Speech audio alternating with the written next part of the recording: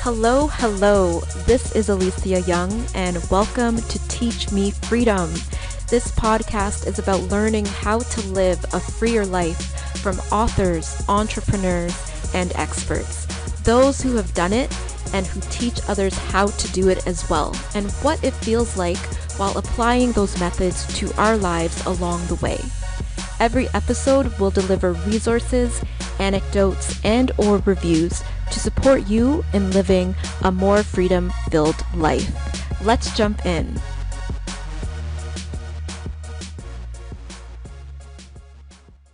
Please note the video version of this episode is available on YouTube at Teach Me Freedom. The link is also mentioned in the show notes. Enjoy. Hello, Freedom Finders.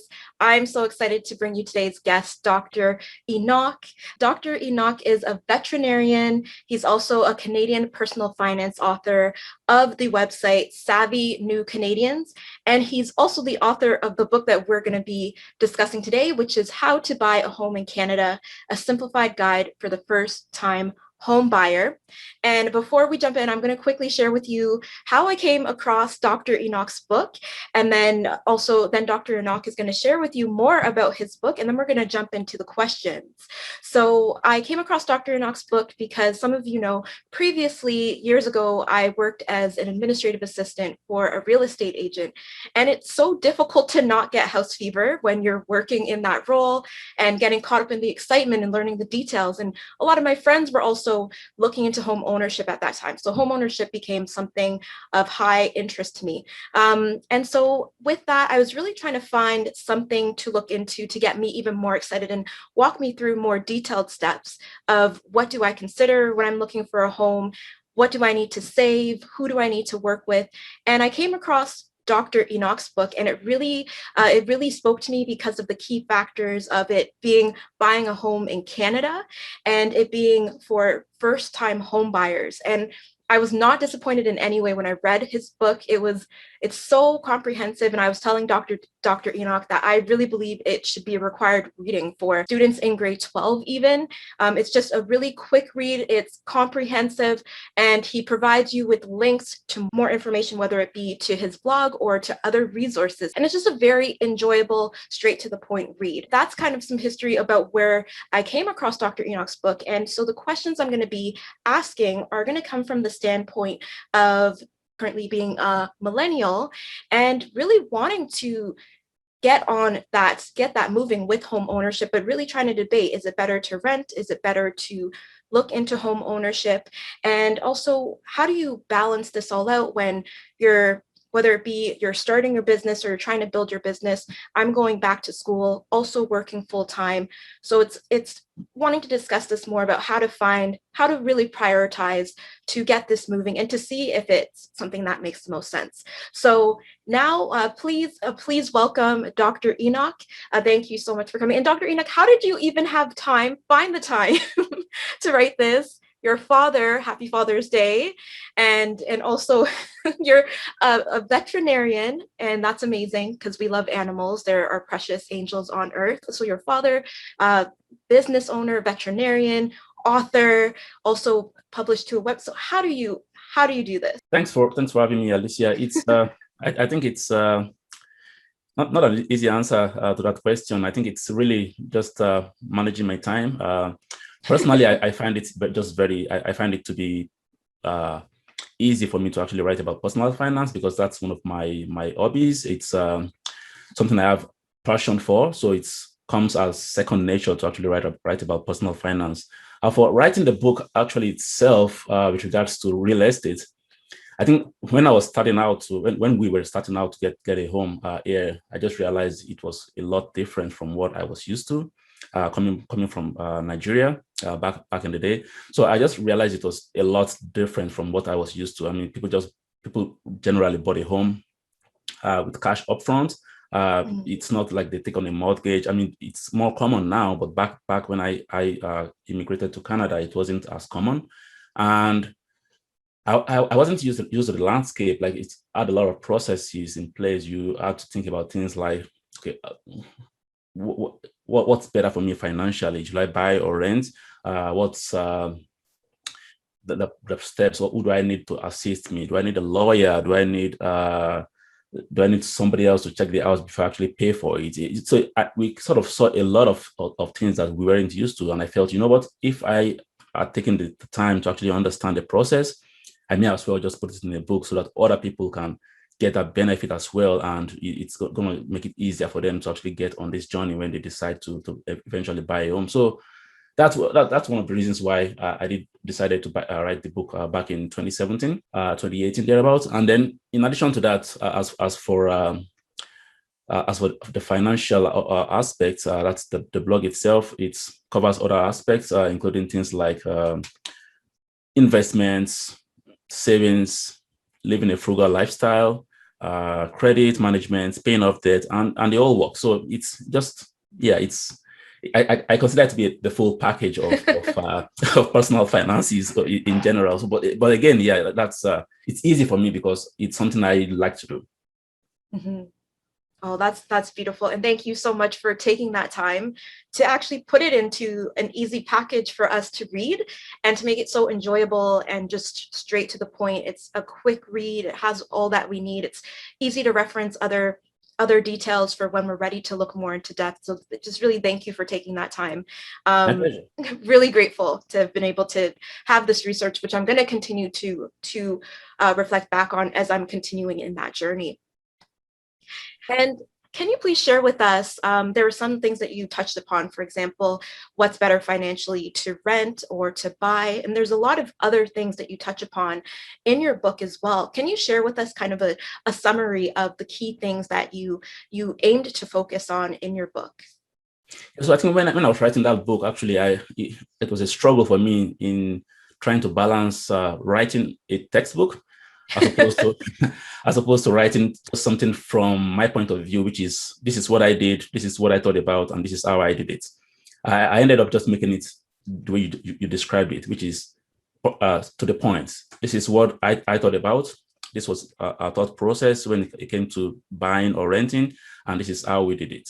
So in that book, really what I covered answered these basic questions. So the first one you mentioned already is, what is better financially? Do I buy or do I rent? What is the condition of the real estate market?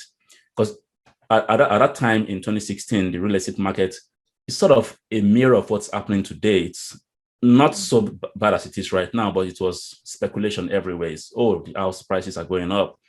So, I mean, the fever was there. Do we just wait a bit and see if it dies down? Do we just go ahead and take the plunge? So that was one of the things we were considering. Very importantly was the fact that, or the idea of how much house can we actually afford? So how much can we actually afford to buy? I mean, what you want as a dream home may be vastly different from what you can afford financially. So we have to take a look at that very closely, is how much house can we actually afford?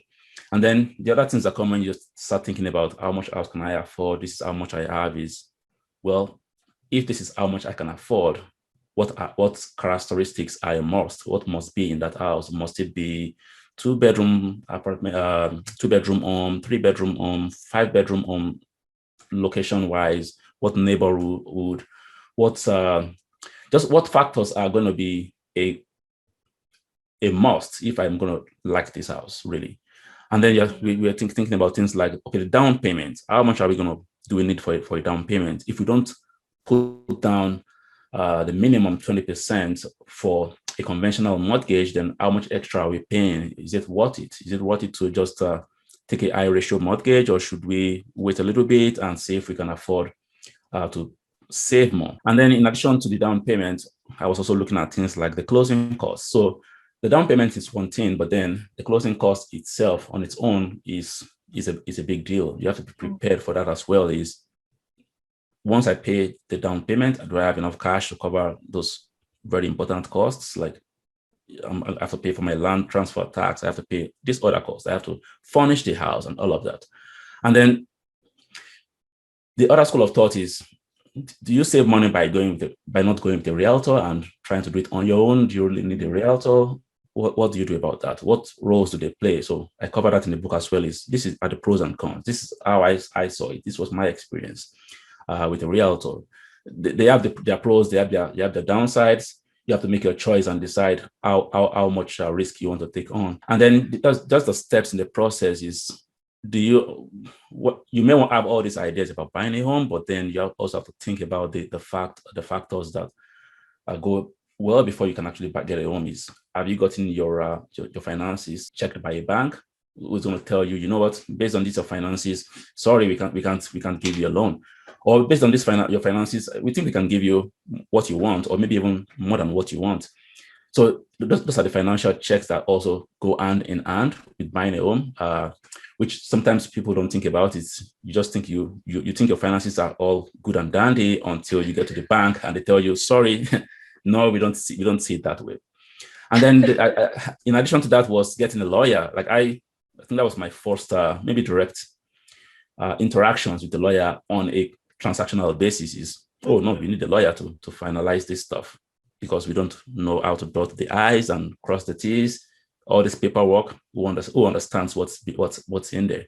Mm-hmm. So yeah, those are some of the questions that I believe are well covered in that ebook. Thank you so much for walking us through all of that. And there's way more. Like Dr. Enoch touched upon the surface, but there's even more in there. So yes, thank you for sharing that.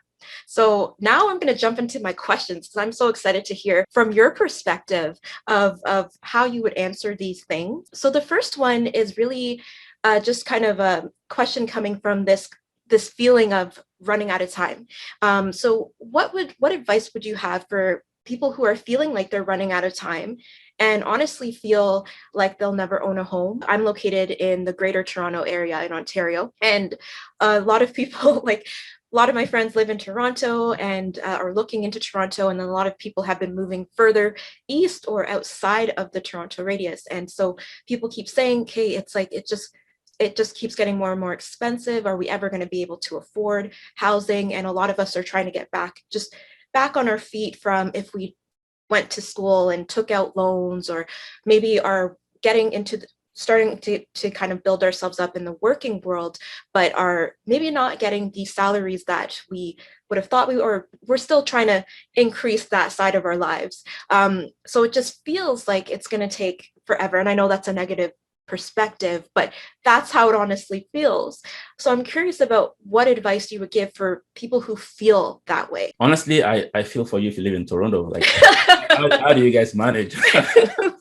How do you guys actually manage? Like, I actually follow the real estate news just out of curiosity, and also because over the years I've thought about relocating for several reasons. I mean, I live in Winnipeg, which yes. is dangerously cold in winter. But honestly, when I look at the prices, I'm like, how do these people actually survive?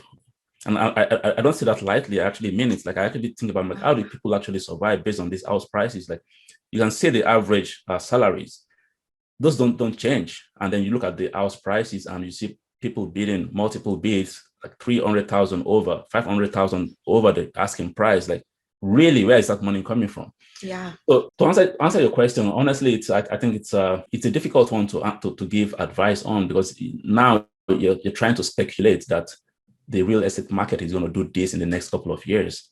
And I've tried it once when we bought a house. I failed terribly. Like, I'll probably touch on that later on. But speculating on what the real estate market is going to do is really like a coin toss, to be honest. Because now my advice could be that, you know what, maybe just wait on the sidelines and see what's going to happen in the next little while. Well, it could happen that the real estate market keeps going up for the next 10 years. So you're priced out now, you're going to be priced out for the next 10 years. I could also say, you know what, just jump in, take the plunge, and just decide that you're going to do it. And then maybe in the next couple of years, the market is going to be like treading underwater, 30% down, 20% down. You're going to be like, oh, you know what, now I'm in negative equity on this home, because I bought this home at 700 grand, whatever, and it's worth 500 grand now. So I think for me, the practical advice would be to take a look at your finances. I mean, take a hard look at the financial math and see, based on today's prices, can I actually afford a home? And if I can afford a home, how long do I plan to live there? I mean, realistically, if I'm going to live there for the next maybe 10 years, 5 years, 20 years, maybe it doesn't matter, because over time, it's going to be a wash. Those prices are going to sort of blend into each other. It's going to go down, go up. It's going to balance out over time. On the other hand, if your finances say you can't actually afford a home, then I would just not stretch it. Like I wouldn't be taking unnecessary risks. Again, it's sort of difficult when you're telling that to somebody who actually wants a home, because you already have a home, and it's easy to say. The person on the opposite end who actually wants a home, who is like having that fever, they don't feel the same way, because there are reasons why they want a home. They want to grow a family. They want their own space. They want that property they can call theirs. So it's a tough one. I think the alternative is, if you actually feel the market is overstretched, your budget is overstretched, but you still want a home, then you may want to consider some other alternatives. For example, instead of a detached home that is costing a lot more, you may want to go for a condo, for example. You may want to consider maybe moving out of the city and going like ex-urban, suburban, look for something cheaper. So those are options that I would consider if I were in those shoes. But absolutely, if it's the finances don't add up, I wouldn't take that step. I love how well-rounded that was, and you're factoring in multiple things. I really liked your suggestion about maybe looking into relocation. That's something I've started to think about. It's not something I've thought about very seriously, but with the pandemic, it's opened up opportunities to work from home, or to work from home, but also job-wise, the ability to work from home. Whereas previously, when I was in school, it was a program where you had to be driving or commuting to school. You had to be at the school, no online options. And then work also, you need to be in person. But with this pandemic, it's like, well, maybe depending on that factor, maybe it will be more feasible to potentially move further away if you're not required to be location based. Yeah, and something to add to that, actually, because you touched on a good point right now, is the pandemic has sort of thrown a wrench into many things. So, for example, people are working from home, and that's one of the things that is driving the house prices. Is people see, I can work from home. If I have to sit at home all day, I may as well sit at home in a nice home, not here where it's like everything is like all squished together. My spouse is working, she's making calls, I'm making calls. We are sort of speaking over each other. Mm-hmm. The other side to it, though, is I would also be advising people to think a bit longer term. Is maybe once this pandemic is behind us, a lot of employers may say, you know what, we want you back in the office. So if you've gone ahead and made that, taken that step to overspend on a house that is 100 kilometers away from work, you may want to start thinking about getting a different job, because so those are dynamics that I don't think they have played out fully yet, because you just can't say. The pandemic has definitely changed the work landscape, but you'll be surprised at how fast we can go back to the normal, like the regular, when employers start demanding that people come back into work. So those are some of the things I would also consider. Is maybe it makes sense to buy a house, because now you're working from home. You can realistically work from home maybe for forever, but just in case. Mm-hmm. Yes. So don't be too impulsive. Yeah, exactly. Think it through. Okay, that makes total sense. So you've talked about conventional mortgages and high ratio mortgages. So can you briefly tell us the differences between those two? And then my question related to that is, what is your advice for choosing between saving longer for a down payment versus just choosing a different property altogether, versus going with a high ratio mortgage to kind of get into the playing field? Yeah. So when we actually bought a home, we went for a high ratio mortgage. Just one reason was we had just so much in down payments available, with lots of cushion for the closing costs. As well, it's sort of mirrored today's market. Not at all close, but back then the speculation was also that house prices were going up and people were being priced out. I'm talking about like 5% increases, 9% increases. People were like, oh, no, you're going to be priced out if you don't buy now. Nowadays you're talking about 50% or even more. But so back then there was a little bit of speculation, which again, we sort of ran with and said, oh, you know what, if we're going to wait until, we're watching the prices like 6 months, oh no, these prices are actually going up. So we sort of took the plunge and just to get into the game, took on a high ratio mortgage. And what that means is a high ratio mortgage is when you actually take on a mortgage and you make a down payment that is less than 20% of the purchase price. So essentially what that means is your loan to value ratio is above 80%. Okay. So because you do that, so you're paying, let's use an example here. You're buying a 500K house and your down payment is just 25 grand. That's 5%. In that case, your loan to value ratio is 95%, and you have to take on what is called a mortgage default insurance, or otherwise known as the CMHC insurance. So what that insurance does is it protects the lender, because apparently if you can't put down 20% or more, you're probably overextended, but the bank doesn't know. So just in case, they are protected in a way if you end up defaulting on your loan. If your down payment is 20% or more, then you don't need that insurance. And that the insurance is a bit of money, because let's say on a 450K home, say today, you would be thinking something in the 17K range for the mortgage default insurance. So that's an add-on to your mortgage. So it increases your costs basically. So yeah, so that's one of the things we thought back then was, do we wait the house prices were sort of going up, or do we just go ahead and just buy the home, get into the game, and then see how things played out? Mind you, just to give you an example of how speculation sometimes does not work. The house prices went up for, I would say, for the rest of that year, and the following year the house prices actually nosedived a bit. Wow. So again, that's where speculation is. Nobody really knows, and everybody is talking about it and saying, "Oh, you should buy now," but nobody really knows. If we had waited, actually, maybe we would certainly have gotten houses for a cheaper price.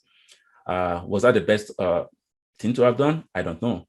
So it's like you have to really consider your finances. If it makes sense for you financially, I mean, it's not a big deal. You're going to pay extra 20K maybe on the house.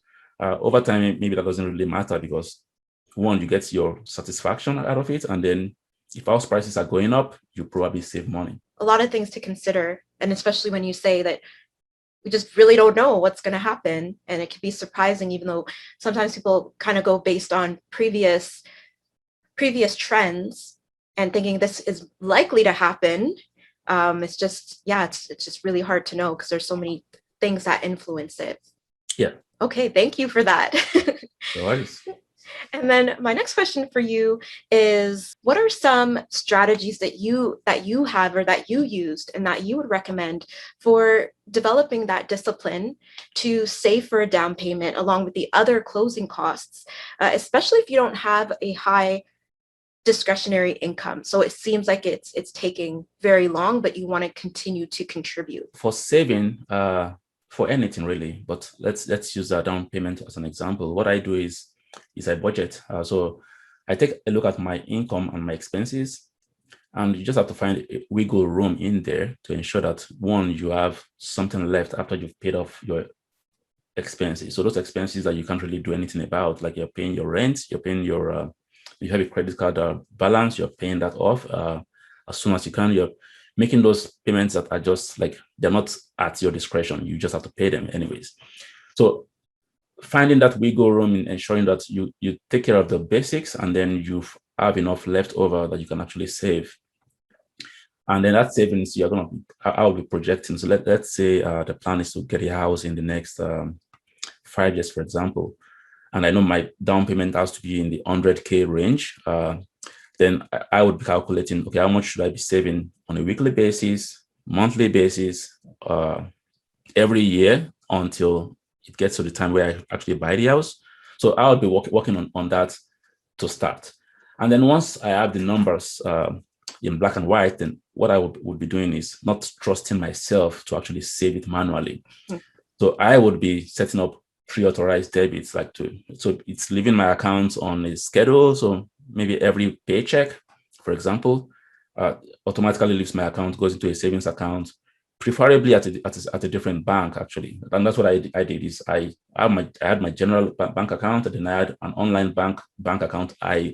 It's actually a lot of work to log into that account to actually see anything. So it's out of sight, out of mind, almost.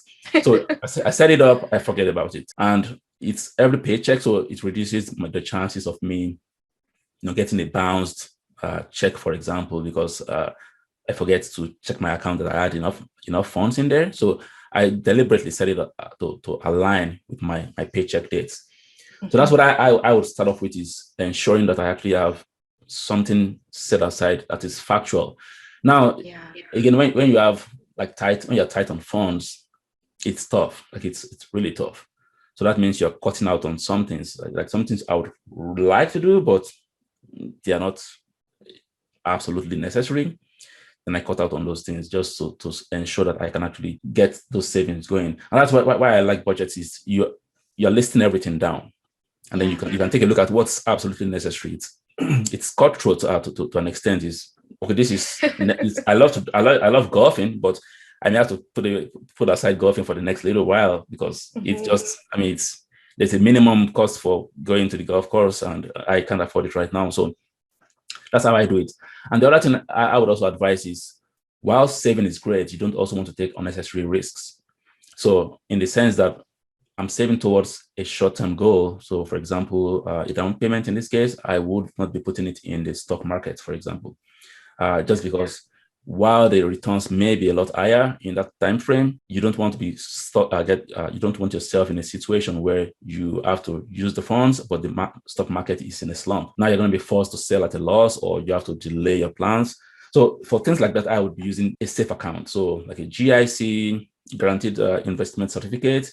I would be using, for me, I use the TFSA, so my TFSA savings account. So what that means is you're saving the funds and you're not paying taxes on the returns. I mean, in today's savings environment, it's like very low rates anyways. Like you're talking 1%, 1.5%, maybe. Maybe during the promotions. Exactly. But at the same time, at least you know that your money is right where you kept it. If you put it in the stock market, or you even take a bigger risk and you put it in the crypto market, good luck, because anything can happen, and your funds are, people say if you don't sell, you have not lost money, but when you need your down payment, you have to sell. So I wouldn't do that. Now, to address the other question, the second part of your question, which is when you don't have a lot of discretionary income, or when you have a tight budget. So what I also did personally, and what I advise people to do, is sometimes you just have to look beyond your 9 to 5. So what I have done personally, I can only speak from experience, is I have several side jobs. So I have several side jobs. I've had several all my life, really, is so that the 9 to 5 is hopefully can pay my bills, but then the side jobs can potentially help with increasing my savings, help with increasing my investments, help with overall increasing my net worth. So, and also help with giving me that opportunity to also do other things I would like to do that are not absolutely important, but they help my, self-care and my well-being. So those are monies I can spend without feeling guilty, if you will. So that's what I would say is, in addition to that day job, you also want to look for other avenues to potentially make some side income and get to your goal faster. That all sounds great and very reasonable. And as you mentioned the side hustles, I believe you also had, I think I saw a resource on your website for side hustles. It's either on your website or your book. So I'll make sure to link that in the show notes so people can check that out for more information to get that going, or to either get more insight into what they're already doing. But I love that you also mentioned that as well, because some people, like I know that some people, they may want to keep their 9 to 5, but some people want to get out of their 9 to 5. But I like how you said you can balance the two so that you have other income for other purposes, and then your main job is to take care of those ongoing kind of those necessary expenses. My next question for you is, okay, I'm going to try to say this clearly, but please let me know if it's confusing in any way. Can you walk us through the process you took when you decided on the purchase price limit for your home? And then if you can speak more to when you decided that high ratio mortgage was the right fit for you. So it's kind of a two-part question, because I know you've mentioned that if you're going to use the conventional mortgage, you want it to be, have to be at least 20% of the purchase price of the home. But how did you decide upon, okay, this is the purchase price that we are going to go with? And do you have any advice for people who are trying to decide, okay, this is the purchase price? A part of this question as well is because when I was kind of working as an assistant, I was asking around of like, if I wanted to start right now to start to save for a down payment, where do I even start? And I was told, aim to start by saving 20K, start there. But then I didn't have the context of that whole purchase price. So they were just trying to get me to save and just start. But yeah, so that's where that question comes from. How do you decide upon, okay, this is the purchase price limit that we're thereby going to base our down payment on, and then or down payment, or and then by that, whether we're going to go with a conventional mortgage versus a high ratio. I hope that made sense, but please let me know if it was confusing. No, I get what you're driving at. Okay, really, and great. it makes a lot of sense to me. You know why? Because what you just said there, with regards to people just asking you, just save. I've heard that a lot, and you know what? It's one of the reasons why, if you actually read my ebook, I actually as part of the downsides to realtors is I sort of mentioned that is, if you go by the advice you get from your realtor, you're probably going to spend too much. And that's a given. That's from my experience, and I've spoken to a lot of other people as well. When we were actually thinking of getting a home, what we did was starting with our finances first and foremost. So looking at the government, like that's the Canada Housing Mortgage Corporation, something like that. I believe CMHC. They have some calculators on their site, and you can also check out ratehub. So what those calculators do is it tells you what house you can actually afford. And it starts with like what is called the gross debt service ratio. So what that formula does is, assuming I'm going to get a house today, this is the mortgage I'm going to be paying. This is the interest I'm going to be paying. This is the taxes I'm going to be paying. And this is the eating costs. So like the hydro, the utilities, basically. So you take a look at, you can use the calculator to do that. You add up your potential monthly mortgage payments, plus, so that's principal and interest, plus your taxes, plus your eating bills. So electricity, hydro, all of that. And then divide it by your gross income. And the percentage should be 32% or less. Now, for us, we set it slightly lower, because the lower it is, then it decreases how much home you can actually afford, because it means you're trying to limit yourself to, you don't want to be house poor, basically. Yeah. So we started with that. And then they also have what they call the total debt service ratio. And what that means is, now we just did housing for the gross debt service ratio. For the total debt service ratio, what you're doing is you're taking housing plus other debts you have to pay. So if you have a credit card balance, for example, you're adding that monthly payment you're making to your credit card, you're adding it to your housing expenses. If you have, let's say, car loan, you're adding that monthly payment to the whole package. If you have other debts, so student loans, payments, all of that, you're adding up all monthly payments you make towards paying off debt and divide it by your gross income. And that should be below 40%. So once you sort of calculate that, you have your gross debt service ratio below 32%, your total debt service ratio below 40%, then you have a good picture of how much house you can actually afford. Once you have that already decided, then you can work it backwards and then calculate how much you need in down payment. So let's say those calculators tell you, well, you know what, if you want to be comfortable and rest assured, you should not be buying a home above, let's say, 500 grand. Then you can work it backwards and say, okay, so for a conventional mortgage, then I should be saving 100K on top of this 500 grand. That's 20%. And then you can decide how you want to go. So for us, that's how we decided on how much house we can actually afford. And then for the down payment, we just went for 5%. Right from the start. It was 5% because it was what we had saved already, and plus the closing costs. And we, again, speculating that house prices were going up. We didn't want to actually have to wait on the sidelines and watch things grow outside of what we could afford. Now, to add to that, though, even though we had a set price in mind, when we actually approached the mortgage lender, they gave us a pre-approval for an amount that was more than 30% more than what we wanted to buy. Okay. So that's interesting. That's the other angle to buying a house you can afford is you may actually get approved for a lot more. Doesn't mean you can afford it. I think I just gotten a new job at the time. Like I was 2 months into a new job. The credit union was looking at my new salary as the baseline. But I wasn't looking at that because I was basing it on my old salary. I mean, this was a new job. I could get fired before the 6-month probation period. Who knows? Like anything could happen. So, that's true. But then, so you have to consider a lot of things. Is the bank is going to potentially help you overextend yourself. The realtor may help you overextend yourself. Your friends may help you overextend yourself. You have to decide yourself on your own how much house can you actually afford. Yeah. Wow, thank you for breaking that down. It's like especially the difference between the GDS and the TDS, and the differences between them, and also how like the TDS gives you that holistic picture.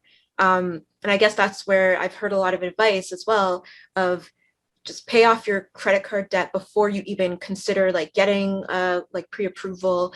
And then there's like different opinions about, do you like completely pay off your student loan debt, or do you pay it, like set a pace to continue to pay it off alongside getting a home? Because by the time you pay it off completely, then you may be, as you were saying, like the market may pass you by that time.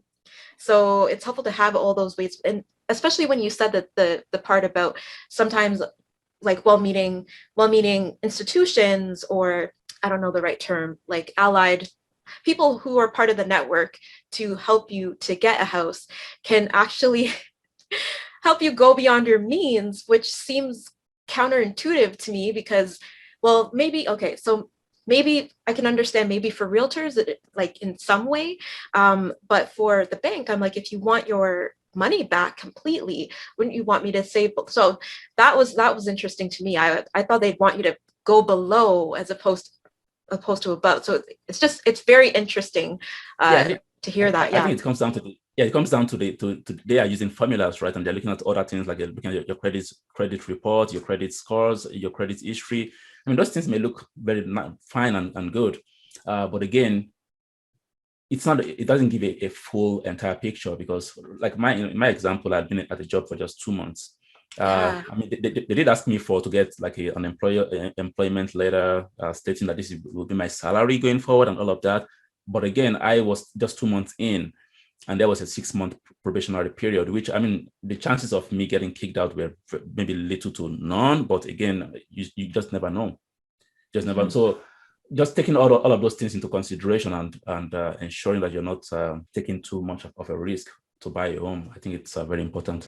This conversation has really convinced me thinking ahead of like, yeah, definitely when getting to that stage, I definitely want to go below, like, especially when you said that TDS number, I'm like, I definitely want to go below that number and then work backwards to find that purchase price number. So it's so helpful to hear all those different pieces and how that leads to a final or at least a working final decision that you're going to work towards, and I guess adjust as you get more information. So yeah, I love that answer. I have 3 more questions for you.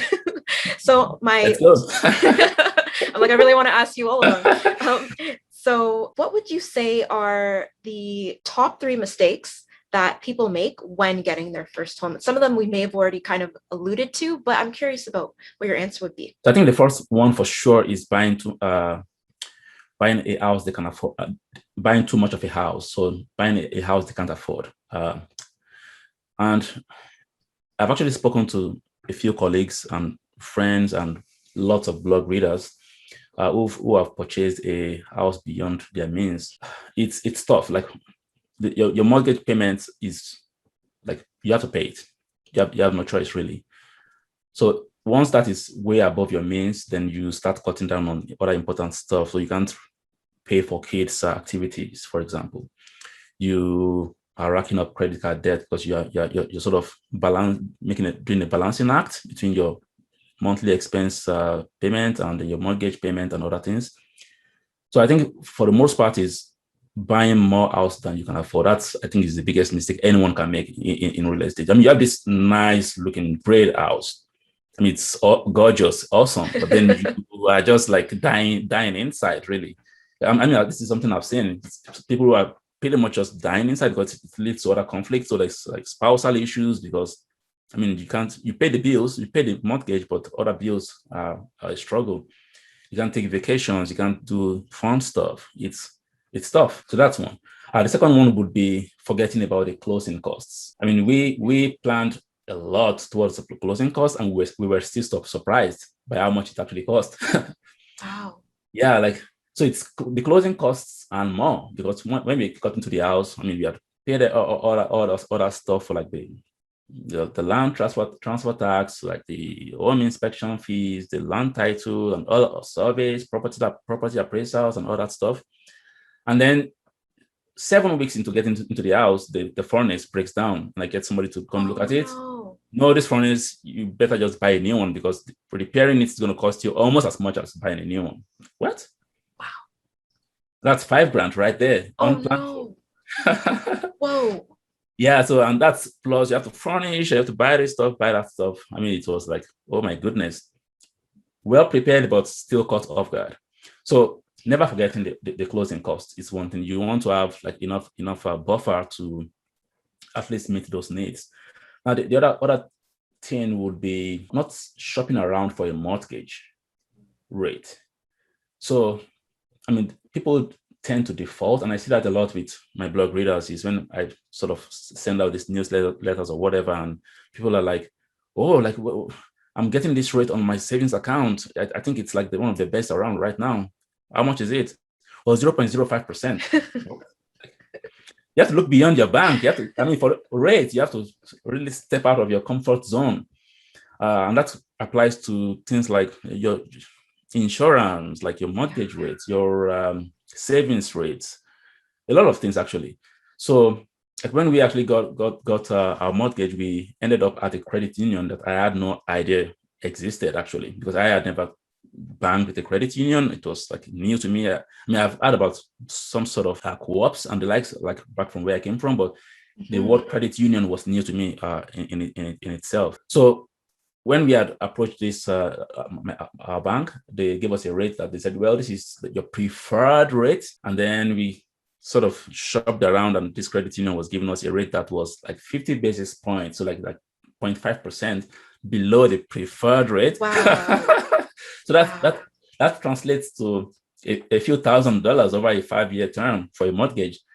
So you have to really take a deep breath and just like go out of your comfort zone, look around, check online comparison sites, see if you can find a better rates. And you may save a lot of money doing that. So yeah, I would say buying more house than you can afford, not shopping around for rates, and forgetting about closing costs. Those would be my top 3. Okay. And that's surprising to hear about the furnace. Like, wow. What a surprise. There were other issues that cropped up 3 months after, 6 months after. Like, oh, you have to change the shingles, because, well, when we bought the house, it was end of winter, so it was all covered in snow. Well, too bad. The shingles are already on their way out. I mean, that's housing for you. That's home ownership. It surprises all day long, really. Wow. Wow. Okay, then. And that's another thing that I love about your book is you actually broke it down into ranges for the different things, the different costs that you had mentioned. You broke it down into a range, so you can actually kind of, so that you're not just guessing like how much is this going to be, and then that way, if you're extra cautious, you might plan to save to like towards the higher end of the range, so that if surprises pop up. Yeah. Wow. Okay, well, that's very helpful to know. And then what would you say were some of the most frustrating aspects that was involved with when you were saving for your home personally, and then maybe that you've heard from other people going through the process as well? I think for frustrating aspects, I would be thinking of the home price going up, really. Again, it's just interesting because when we were buying a home, what's the talk of the town right now was sort of the talk of the town back then as well. Albeit in a smaller version, is house prices are going up. So you save, let's say you start off with, oh, I want to buy, again, I'll use like the $500,000 range, because unfortunately, that's getting closer to what you find for average everywhere in Canada right now, unfortunately. So let's say you have $1,000,000 home, so 500K home. For the sake of an example, you're saving 100K towards that house to get to your 20%. And then 2 months down the line, this house jumps 50% in value or in price. So it's now 750K. Well, you have to save an additional 50 grand. Like people, again, house prices are going up like geometrically. They're going up like unbelievably. Salaries are not changing. Yeah. My salary hasn't changed significantly in I don't know when. I mean, it's been a while. So, but that doesn't reflect on the housing market. The housing market just keeps shooting up. So you're saving for this amount, this much. Say you had a 3-year plan, and then 2 months to the time, no, your plans are right in the gutter, because now you have to save an additional 50 grand. I mean, it's probably another 1 year, 2 years, who knows? So that's what I find to be the most frustrating aspect right now, is, at least from those who I've been speaking to or hearing from, is that you just don't know what to expect for savings, which also means so people are sort of taking loans. They are not declaring them as loans. They are getting gifts and all of that, but it still means you're putting more towards a down payment when you could be putting that same amount towards maybe like furnishing the home, closing costs, rentals, and the likes. So I find that to be the big deal right now, is people are being priced out of their dream homes, really, just because the prices are going up. That would make sense. You're working so hard towards something, and then you finally get there, and it's like, oh yeah, this is not relevant anymore. You have to step it up, and it's a shifting goalpost. It keeps moving targets. Yeah, exactly. And like that, the point you made really, that point really resonated with me about like how the pace by which the housing prices can increase is not the same pace as like a typical salary would increase. So it's like, wow. So that, for some reason, that really hit home with me, because it's like you're working based on getting a certain amount, and there's only so far you can go of cutting down your expenses so it's like, at some point you're saving as much as you can. So exactly. Yeah, that really hit home for me. And so with that, before I ask you the final, I'm throwing a bonus question, and it's this question about renting versus home ownership. I know that you touched upon some of the reasons why home ownership is really important to individuals.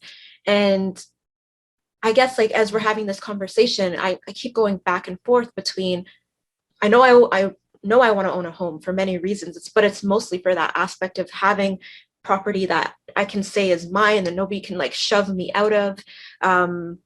But then you talk about all the like unexpected expenses that may come up, just part of owning a home. And so my question is, and I know you touch on this, but I'd really love your opinion on renting versus home ownership. How am I trying to ask this question so I can ask you in a different way from how you approach it in your book? I guess I'll just ask you, like, why was home ownership so important to you that you were like, no, I'm going to choose this. I'm going to choose a high ratio mortgage versus renting? So I think back then, some of my views have changed on that subject matter. But back then, if a few factors come to mind, is one was the pride of ownership. So again, we've been sold that we've been sold this pride of ownership thing when it comes to real estate. I think it's conventional wisdom almost. If you own your own home, then you've stepped up in life, sort of.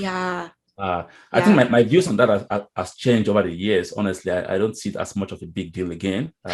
Personally, personally, I think it's not a big deal. I can live in a condo now and feel pretty good with myself, to be honest. Okay. The other thing was investment. So for most Canadians, I think a home is going to be probably their largest investments, the biggest investment in their lifetime.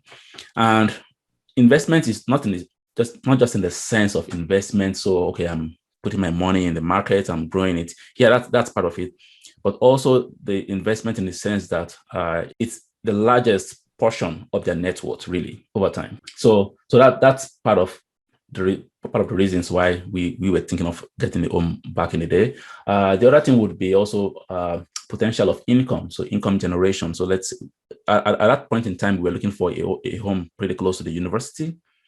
So we had plans to rent out maybe the basement to students. Mind you, eventually I sort of kaposhed that plan because I just can't deal with people having to deal with tenants and all that stuff.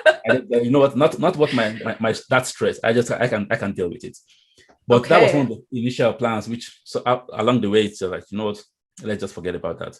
So those were reasons for getting a home back then. Now, if I were to think about it on the flip side for renting in today's market, I don't think renting is a bad idea. One, because you could probably get more bang for your buck putting your money in the financial markets. If you decide, you know what, I'll just wait, see what's going to happen in the next 5 years, for example.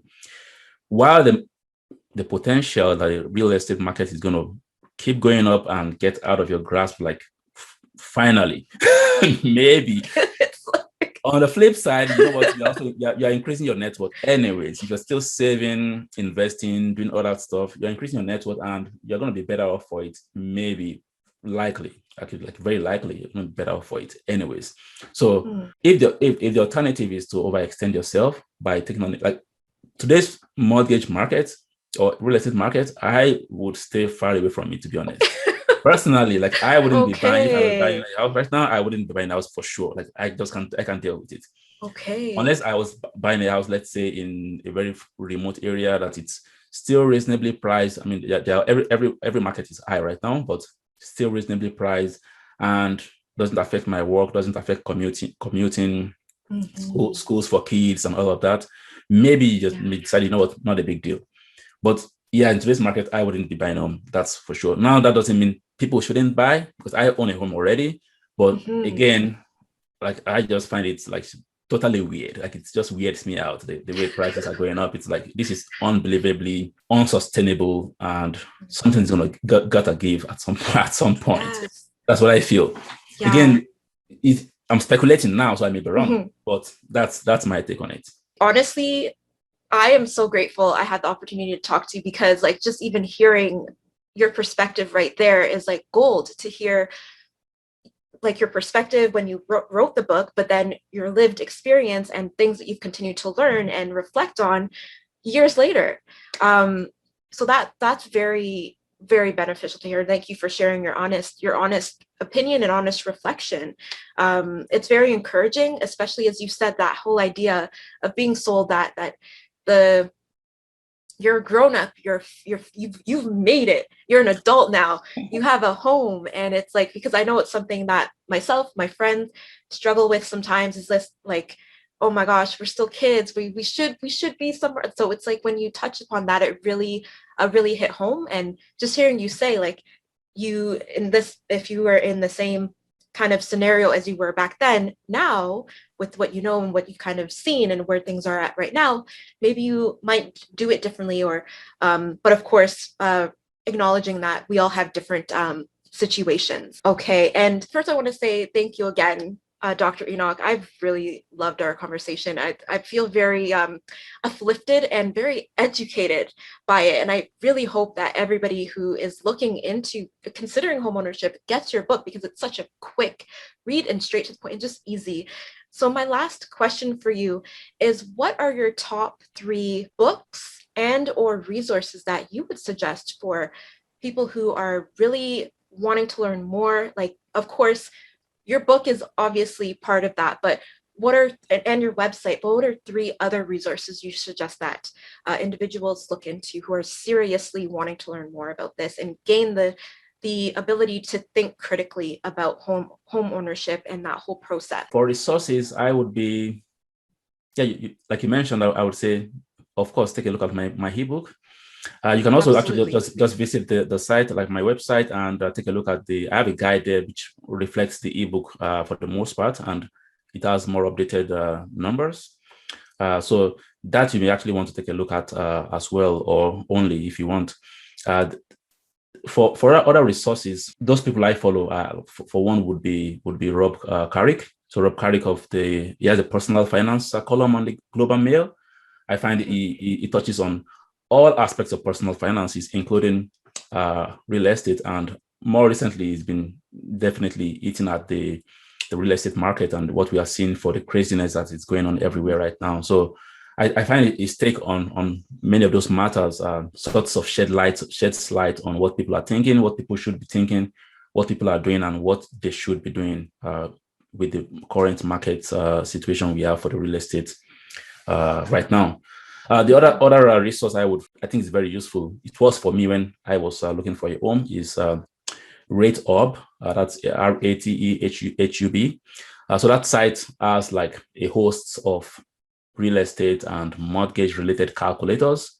So if you're looking at calculating things like your okay, how much should I set aside for the land transfer tax, for example, there's a calculator on there you can use to calculate based on your location, price amount. This is how much taxes you will be paying. CMHC insurance, for example, you can calculate that. Your gross debt service ratios, your total debt service ratios, you can calculate all of that. You can calculate, like, you can look at scenarios. Okay, if I want to pay off my mortgage, say 5 years early, for example, take a look at the calculator. You can compute if I increase my payment by this much, if I move over from a monthly payment to an accelerated biweekly, stuff like that. How much time does it save me? How much interest does it save me? It's all sorts of scenarios you can sort of play out there. So I would say those are resources that people should be looking into for sure. Wonderful. Thank you so much for sharing those resources, Dr. Enoch. And I'm going to post them all in the show notes, so it's easy for listeners to find them. So thank you again. It's been such a fabulous time having you on the show. I love your book. I really enjoyed talking to you. Thank you so much for allowing me to pick your brain. And I'm also going to post your contact information. So please feel free to reach out to Dr. Enoch if you have any other questions. And once again, please make sure you get his ebook, leave him a review. It's a fabulous, just quick, easy, comprehensive, informative, and empowering book. So thank you so much, Dr. Enoch. Thank you for having me. I really appreciate this discussion, Alisia. My pleasure. And thank you, listeners. As always, please remember, honor your time and honor your energy. Bye. Thank you so much for tuning in to this episode of the Teach Me Freedom podcast. We hope you enjoyed it and found it beneficial. Feel free to reach out to us at teachmefreedom2020@gmail.com. And if you haven't done so yet, subscribe to the show on your favorite platform for streaming content. Feel free to comment and leave a 4 or 5 star review if you feel so inclined. Connect with you next time.